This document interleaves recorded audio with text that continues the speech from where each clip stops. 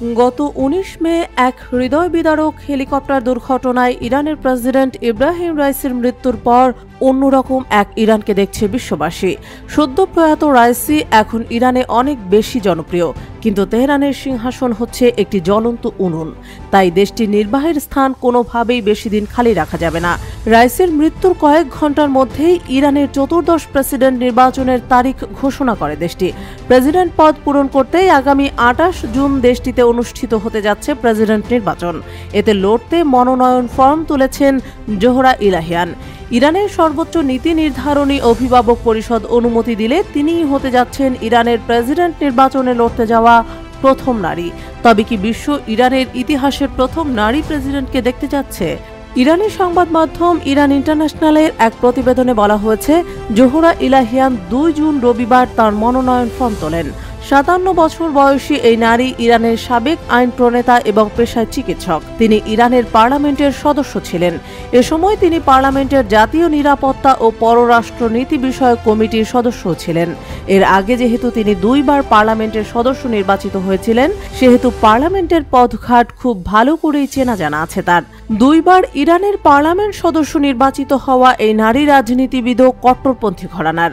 রবিবার মনোনয়ন ফর্ম তোলার পর তাঁর সমর্থকদের উদ্দেশ্যে দেওয়া এক ভাষণে তিনি বলেন, সুস্থ সরকার, সুস্থ অর্থনীতি এবং সুস্থ সমাজ হলো আমার নির্বাচনী লক্ষ্য।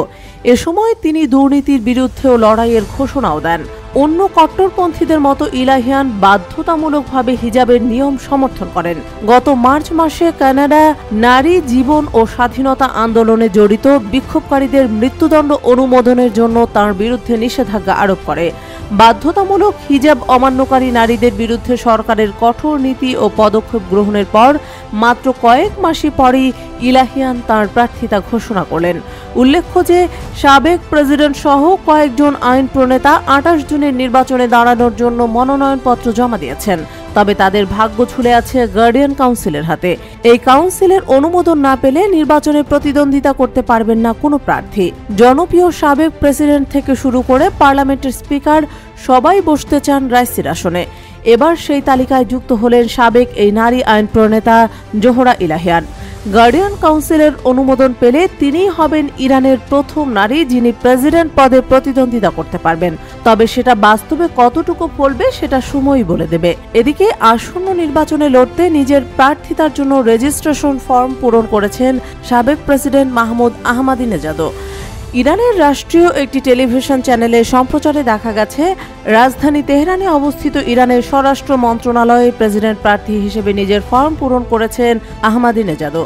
পরে ওই টেলিভিশনকে দেওয়া এক বক্তব্যে তিনি বলেন, অর্থনৈতিক সমস্যার সমাধান করাই আমার প্রধান লক্ষ্য।